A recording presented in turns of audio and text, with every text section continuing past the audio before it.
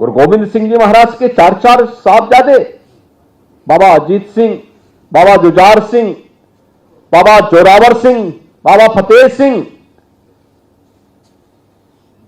अपने आप को बलिदान करते हैं।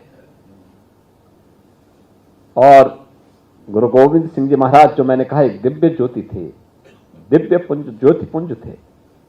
उन्होंने उस समय घोषणा कर दी थी कि मेरा काम हो गया, अब मुगल सल्तनत की उल्टी गिनती शुरू हो गई है।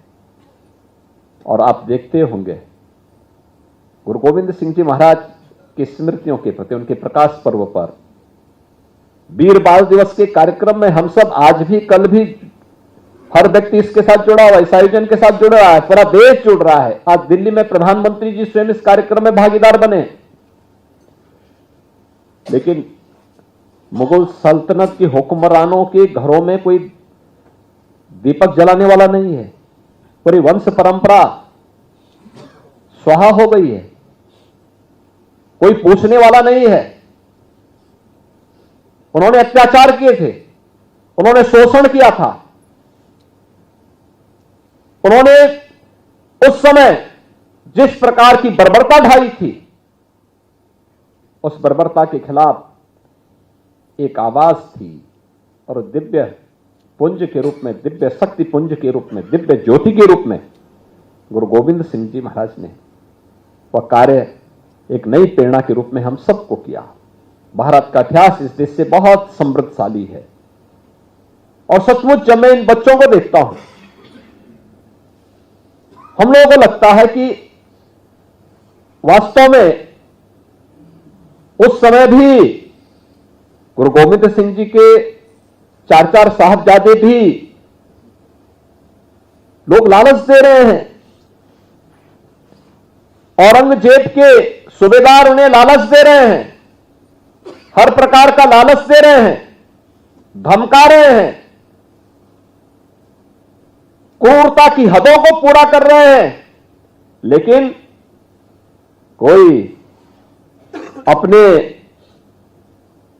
संकल्प से हटा नहीं।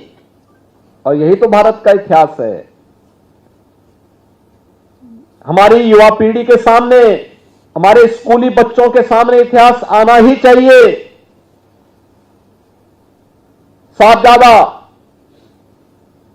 अजीत सिंह, बाबा जुझार सिंह, बाबा जोरावर सिंह और बाबा फतेह सिंह के बलिदान का, जिससे वर्तमान पीढ़ी देश और धर्म के लिए अपने आप को सदैव तैयार रहते हुए अपने कर्तव्यों के प्रति निर्वहन करने के लिए सदैव अपने आप को तैयार कर सके। गुरु गोविंद सिंह जी महाराज के दोनों बड़े साहबजादे बाबा अजीत सिंह, बाबा जुझार सिंह चमकौर के युद्ध में बलिदान हुए। हम सब के लिए प्रश्न वही है, क्या सिख गुरुओं का बलिदान क्या व्यक्तिगत के लिए था, परिवार के लिए था? नहीं, इस देश के लिए था, इस धर्म के लिए था। गुरु नानक देव जी से जो परंपरा प्रारंभ हुई, वे एक संत थे, भक्ति में रमे हुए थे, अद्भुत सिद्धि थी, भक्ति का जागरण करते थे।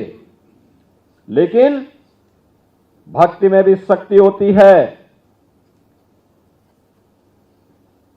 निर्भीकता उनका गुण था। और बाबर को भी चुनौती देने का कार्य उन्होंने उस कालखंड में किया था।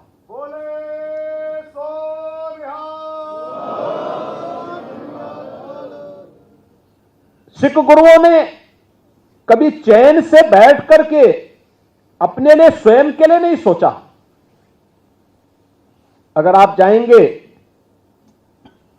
देश के अलग अलग क्षेत्रों में, अलग अलग गुरु परंपरा ने अलग अलग परंपराओं की शुरुआत की। किसी सिख गुरु के द्वारा लंगर की परंपरा को अनिवार्य हिस्सा बनाने का कार्य किया गया। किसी ने सरोवरों के माध्यम से एक नई प्रेरणा प्रदान की। गुरु अर्जुन देव ने जहांगीर के अत्याचारों का डटकर के मुकाबला किया, और गुरु तेग बहादुर जी तो एक अद्भुत मिसाल थी।